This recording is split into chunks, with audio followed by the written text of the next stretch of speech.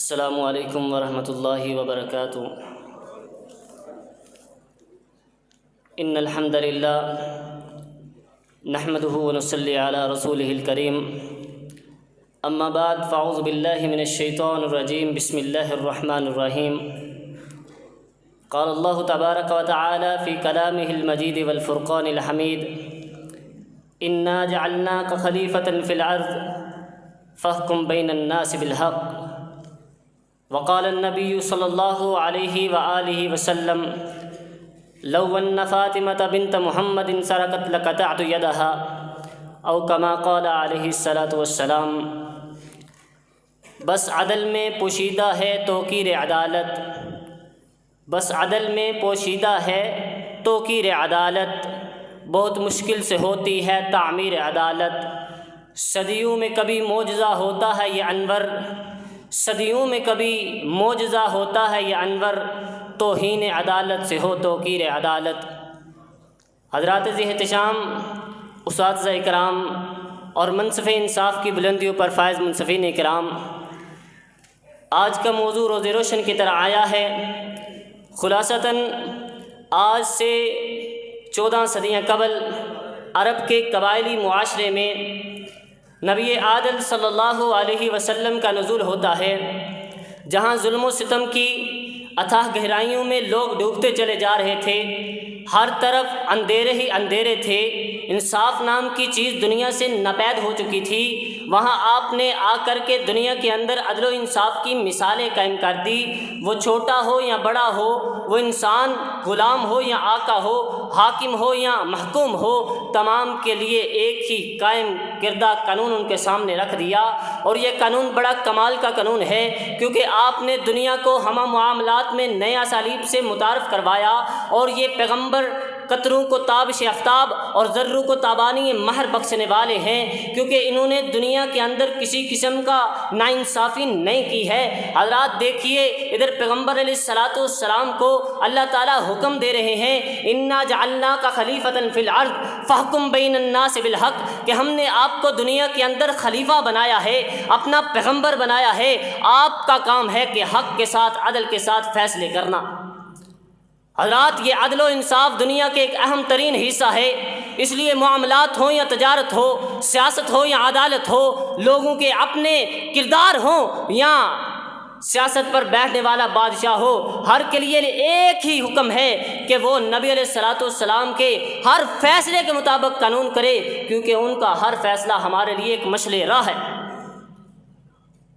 اور نبی علیہ الصلاۃ والسلام ابھی مکہ کے اندر نبوت کا اعلان نہیں کیا کہ مکہ والے جانتے تھے، ھذا محمد ھذا الامین قد رضینا بہ، لو محمد آگے، ہم تو ان کے فیصلے پر پہلے ہی راضی ہیں۔ راضی کیوں نہ ہوں؟ کیونکہ فیصلے اتارنے والا رب العالمین ہے، نافذ کرنے والے محمد رسول اللہ رحمت للعالمین ہے۔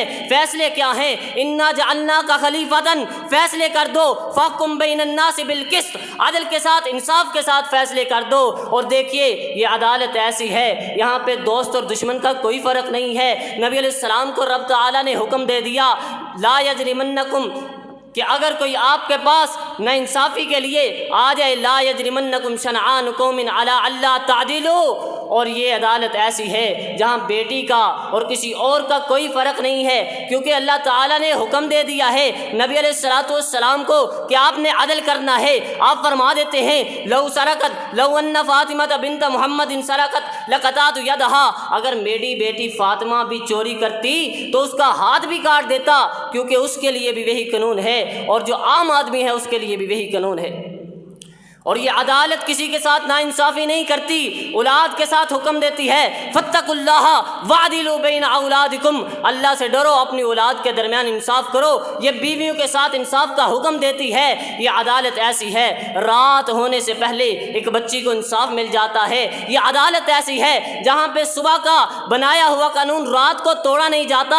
یہ عدالت ایسی ہے یہاں صبح کا مقدمہ شام تک پہنچایا نہیں جاتا۔ یہ عدالت ایسی ہے جہاں مصطفی صلی اللہ علیہ علیہ وسلم کے علاوہ کوئی حکم دینے والا نہیں ہے، کیونکہ آپ کو حکم دینے والا رب العالمین ہے۔ وما ينطق عن الهوى کے تحت آپ لوگوں کو بتانے والے ہیں۔ حضرات دیکھیے آج کا دورہ ایسا ہے، لوگوں کے اندر تمام طرح کی ناانصافی عام ہو گئی ہے، آپس کے اندر لوگ جگڑتے پھرتے ہیں، لیکن انصاف کسی کو نہیں ملتا۔ یہ دور ایسا آ گیا ہے کہ جو بندہ جس نے کوئی گناہ ہی نہیں کیا اسے کئی سال بند کوٹھریوں میں بند کر دیا جاتا ہے، اس کے لیے قانون الگ بن گیا ہے۔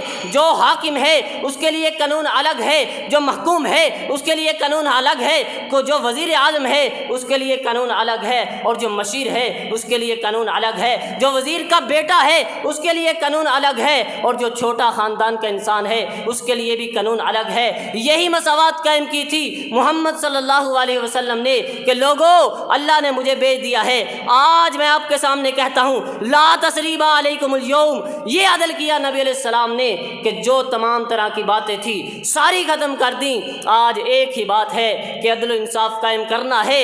اللہ سے دعا کیجئے اللہ تعالی ہمیں وہ حاکم عطا فرما دے، اللہ تعالی ہمیں عمر جیسا حاکم عطا فرما دے جس کے بارے میں انگریز بھی کہتے ہیں اگر ایک عمر دنیا میں اور آ جاتا، دنیا کے اندر عدل و انصاف عام ہو جاتا، تو پھر میں یوں ہی کہوں گا چلتے ہیں دبے پاؤں سے، چلتے ہیں دبے پاؤں سے، کوئی جاگ نہ جائے۔ غلامی کے اسیروں کی یہی خاص ادا ہے، ہوتی نہیں جو قوم حق پہ یکجاں، ہوتی نہیں جو قوم حق پہ یکجاں، اس قوم کا حاکم ہی بس اس کی سزا ہے۔ وما توفیقی الا باللہ۔